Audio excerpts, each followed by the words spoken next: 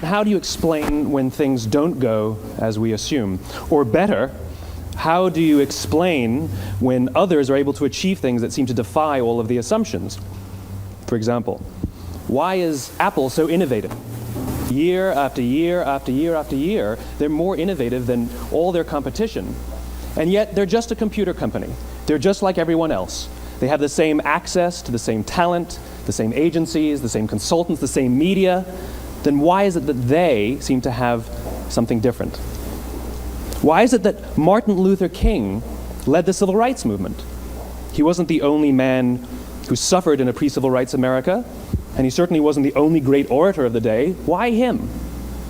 And why is it that the Wright brothers were able to figure out controlled powered manned flight when there were certainly other teams who were better qualified, better funded, and they didn't achieve powered manned flight, and the Wright brothers beat them to it? There's something else at play here. About 3.5 years ago, I made a discovery. And this discovery profoundly changed my view on how I thought the world worked, and it even profoundly changed the way in which I operate in it. As it turns out, there's a pattern. As it turns out, all the great and inspiring leaders and organizations in the world, whether it's Apple or Martin Luther King or the Wright brothers, they all think, act, and communicate the exact same way, and it's the complete opposite to everyone else. All I did was codify it. And it's probably the world's simplest idea. I call it the golden circle.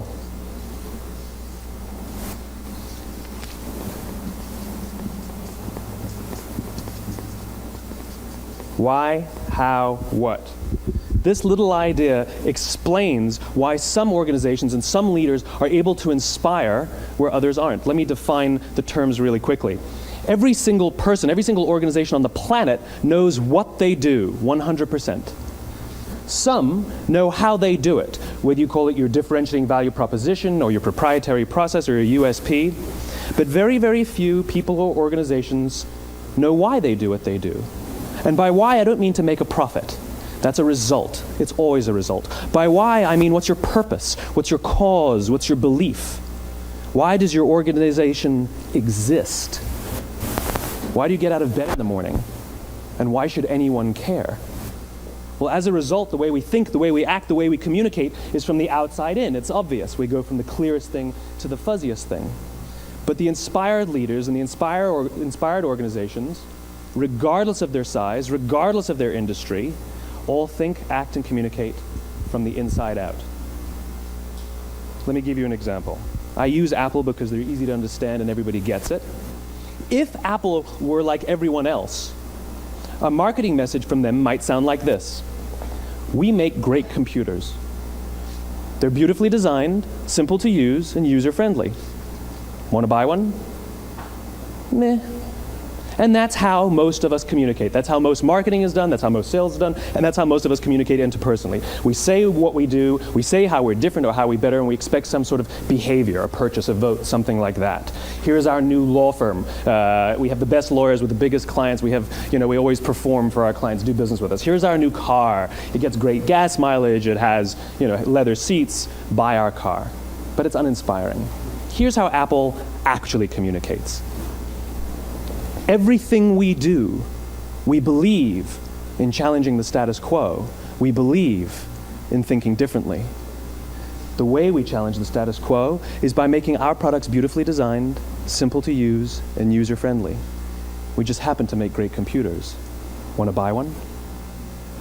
Totally different, right? You ready to buy a computer from me? All I did was reverse the order of the information. What it proves to us is that people don't buy what you do, people buy why you do it. People don't buy what you do, they buy why you do it. This explains why every single person in this room is perfectly comfortable buying a computer from Apple. But we're also perfectly comfortable buying an MP3 player from Apple, or a phone from Apple, or a DVR from Apple.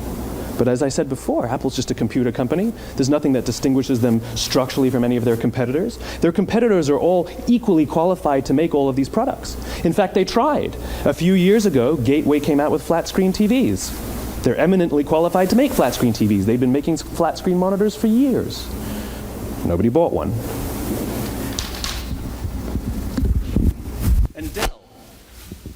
Dell came out with MP3 players and PDAs. And they make great quality products, and they can make perfectly well-designed products, and nobody bought one. In fact, talking about it now, we can't even imagine buying an MP3 player from Dell. Why would you buy an MP3 player from a computer company? But we do it every day. People don't buy what you do, they buy why you do it.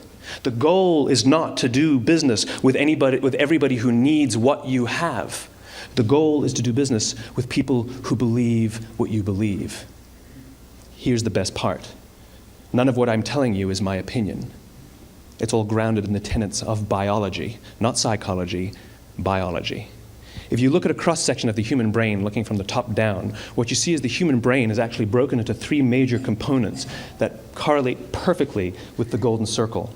Our newest brain, our Homo sapien brain, our neocortex, corresponds with the what level. The neocortex is responsible for all of our rational and analytical thought and language. The middle 2 sections make up our limbic brains, and our limbic brains are responsible for all of our feelings, like trust and loyalty. It's also responsible for all human behavior, all decision-making, and it has no capacity for language.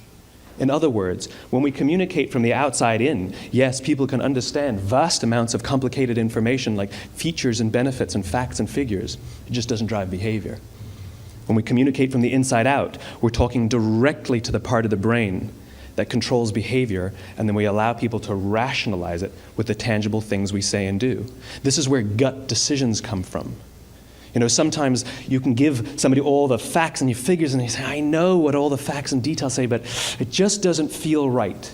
Why would we use that verb? It doesn't feel right. Because the part of the brain that controls decision-making doesn't control language. And the best we can muster up is, I don't know, it just doesn't feel right. Or sometimes you say you're leading with your heart or you're leading with your soul. Well, I hate to break it to you, those aren't other body parts controlling your behavior. It's all happening here in your limbic brain, the part of the brain that controls decision-making and not language. But if you don't know why you do what you do, and people respond to why you do what you do, then how will you ever get people to vote for you or buy something from you, or more importantly, be loyal and want to be a part of what it is that you do? Again, the goal is not just to sell people who need what you have. The goal is to sell to people who believe what you believe. The goal is not just to hire people who need a job. It's to hire people who believe what you believe. I always say that, you know, there's if you hire people just because they can do a job, they'll work for your money. But if you hire people who believe what you believe, they work for you with blood and sweat and tears. And nowhere else is there a better example of this than with the Wright brothers. Most people don't know about Samuel Pierpont Langley. And back in the early 20th century, the pursuit of powered man flight was like the dot-com of the day. Everybody was trying it. And Samuel Pierpont Langley had what we assume to be the recipe for success. I mean, even now, you ask people, why did your product or why did your company fail? And people always give you the same permutation of the same 3 things. Undercapitalized, the wrong people, bad market conditions. It's always the same 3 things. So let's explore that. Samuel Pierpont Langley was given $50,000 by the War Department to figure out this flying machine. Money was no problem. He held a seat at Harvard and worked at the Smithsonian and was extremely well connected. He knew all the big minds of the day. He hired the best minds money could find, and the market conditions were fantastic. The New York Times followed him around everywhere, and everyone was rooting for Langley. And how come we've never heard of Samuel Pierpont Langley? A few hundred miles away in Dayton, Ohio, Orville and Wilbur Wright. They had none of what we consider to be the recipe for success. They had no money. They paid for their dream with the proceeds from their bicycle shop. Not a single person on the Wright brothers' team had a college education, not even Orville or Wilbur. And the New York Times followed them around nowhere. The difference was Orville and Wilbur were driven by a cause, by a purpose, by a belief. They believed that if they could figure out this flying machine, it'll change the course of the world. Samuel Pierpont Langley was different. He wanted to be rich, and he wanted to be famous. He was in pursuit of the result. He was in pursuit of the riches. And lo and behold, look what happened. The people who believed in the Wright brothers' dream worked with them with blood and sweat and tears. The others just worked for the paycheck. And they tell stories of how every time the Wright brothers went out, they would have to take 5 sets of parts because that's how many times they would crash before they came in for supper. And eventually, on December 17th, 1903, the Wright brothers took flight. And no one was there to even experience it. We found out about it a few days later. And further proof that Langley was motivated by the wrong thing, the day the Wright brothers took flight, he quit. He could have said, "That's an amazing discovery, guys. Now we'll improve upon your technology." But he didn't. He wasn't first. He didn't get rich. He didn't get famous. So he quit. People don't buy what you do, they buy why you do it. And if you talk about what you believe, you will attract those who believe what you believe. Well, why is it important to attract those who believe what you believe? Something called the law of diffusion of innovation. And if you don't know the law, you definitely know the terminology. The first 2.5% of our population are our innovators.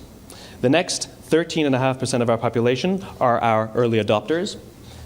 The next 34% are your early majority, your late majority, and your laggards. The only reason these people buy touch-tone phones is because you can't buy rotary phones anymore. We all sit at various places at various times on the scale, but what the law of diffusion of innovation tells us is that if you want mass market success or mass market acceptance of an idea, you cannot have it until you achieve this tipping point between 15 and 18% market penetration, and then the system tips. And I love asking businesses, what's your conversion on new business? And they love to tell you, oh, it's about 10%, proudly. Well, you can trip over 10% of the customers. We all have about 10% who just get it. That's how we describe them, right? That's like that gut feeling, oh, they just get it. The problem is, how do you find the ones that just get it before you're doing business with them versus the ones who don't get it? So it's this here, this little gap, that you have to close, as Geoffrey Moore calls it, crossing the chasm. Because you see, the early majority will not try something until someone else has tried it first. And these guys, the innovators and the early adopters, they're comfortable making those gut decisions. They're more comfortable making those intuitive decisions that are driven by what they believe about the world and not just what product is available. These are the people who stood online for 6 hours to buy an iPhone when they first came out, when you could have just walked into the store the next week and bought one off the shelf. These are the people who spent $40,000 on flat screen TVs when they first came out, even though the technology was substandard. And by the way, they didn't do it because the technology was so great. They did it for themselves. It's because they wanted to be first. People don't buy what you do, they buy why you do it. And what you do simply proves what you believe. In fact, people will do the things that prove what they believe. The reason that person bought the iPhone in the first 6 hours, or stood in line for 6 hours, was because of what they believed about the world and how they wanted everybody to see them. They were first. People don't buy what you do, they buy why you do it. So let me give you a famous example, a famous failure and a famous success of the law of diffusion of innovation. First, the famous failure. It's a commercial example. As we said before a second ago, the recipe for success is money and the right people and the right marketing conditions, right? You should have success then. Look at TiVo. From the time TiVo came out about 8 or 9 years ago to this current day, they are the single highest quality product on the market. Hands down, there is no dispute. They were extremely well funded. Market conditions were fantastic. I mean, we use TiVo as a verb. I TiVo stuff on my piece of junk Time Warner DVR all the time. But TiVo is a commercial failure. They've never made money. And when they went IPO, their stock was at about $30 or $40 and then plummeted, and it's never traded above 10. In fact, I don't think it's even traded above 6, except for a couple of little spikes. Because you see, when TiVo launched their product, they told us all what they had. They said, we have a product that pauses live TV, skips commercials, rewinds live TV, and memorizes your viewing habits without you even asking. And the cynical majority said, we don't believe you, we don't need it, we don't like it, you're scaring us. What if they had said, if you're the kind of person who likes to have total control over every aspect of your life, boy, do we have a product for you. It pauses live TV, skips commercials, memorizes your viewing habits, etc., etc. People don't buy what you do, they buy why you do it, and what you do simply serves as the proof of what you believe. Now let me give you a successful example of the law of diffusion of innovation. In the summer of 1963, 250,000 people showed up on the Mall in Washington to hear Dr. King speak. They sent out no invitations, and there was no website to check the date. How do you do that? Well, Dr. King wasn't the only man in America who was a great orator. He wasn't the only man in America who suffered in a pre-civil rights America. In fact, some of his ideas were bad. But he had a gift. He didn't go around telling people what needed to change in America. He went around and told people what he believed. I believe, I believe, I believe, he told people.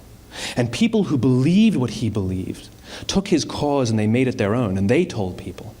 And some of those people created structures to get the word out to even more people. And lo and behold, 250,000 people showed up on the right day, on the right time to hear him speak. How many of them showed up for him? 0. They showed up for themselves. It's what they believed about America that got them to travel on a bus for 8 hours to stand in the sun in Washington in the middle of August. It's what they believed, and it wasn't about black versus white. 25% of the audience was white. Dr. King believed that there are 2 types of laws in this world, those that are made by a higher authority and those that are made by man. And not until all the laws that are made by man are consistent with the laws that are made by the higher authority will we live in a just world.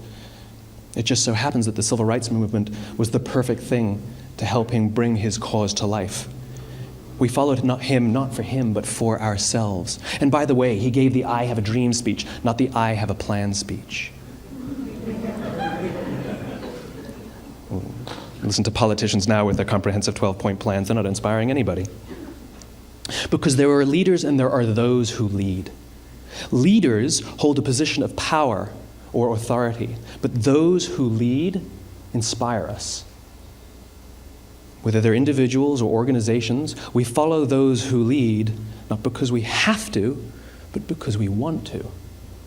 We follow those who lead, not for them, but for ourselves. And it's those who start with why that have the ability to inspire those around them or find others who inspire them. Thank you very much.